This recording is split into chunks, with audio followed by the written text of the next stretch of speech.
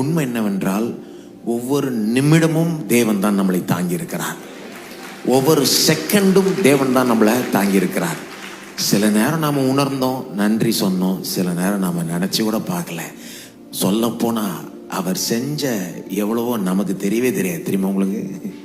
எத்தனை முறை ஏதாவது பெரிய ஒரு தீமை நடந்திருக்கலாம், நடக்கல இல்ல, அது அவரால் தான். நமக்கு எப்போ தெரிய வருதுன்னா, என்னமோ நடக்கிற மாதிரி வந்து அப்போ அதுல இருந்து காப்பாற்றப்பட்டதான் தெரிய வருது. ஸ்மூத்தா போய்கிட்டு இருந்தா ஒன்றும் தெரியல. அப்போ வந்து ஸ்மூத்தா போயிட்டு இருக்கிற அந்த ஆட்கள் வந்து எதுல இருந்து என்னை காப்பாற்றலேன்னு நினைச்சுக்கலாம். ஐயோ, ஏங்க ஸ்மூத்தா போனது ரொம்ப பெரிய கிருபைங்க. இல்ல ஸ்மூத்தா போகல, கொஞ்சம் மேடும் பள்ளமா போச்சு, ஆனா என்னை காப்பாற்றினார், அதுவும் கிருபை தாங்க. எப்பவுமே கிருபை தாங்க.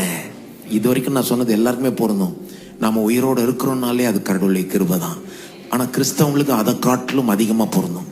ஏன்னா நாம ரட்சிப்பை பெற்றிருக்கிறோம், பாவ மன்னிப்பை பெற்றிருக்கிறோம். ஏதா ஒன்னா இயேசு ரத்தம் ஜெயம்னு சொல்ல முடியும், இயேசுவேன்னு சொல்ல முடியும். நம்மளால சிலுவை கிட்ட போக முடியும். என் பாவங்களை திரும்ப கழுவாண்டவரேன்னு சொல்ல முடியும். ஓ, இதெல்லாம் எவ்வளவு பெரிய பாக்கியங்கள். அவர் உங்களுக்கு செய்த நன்மைகள்லாம் நினைச்சு பாருங்க.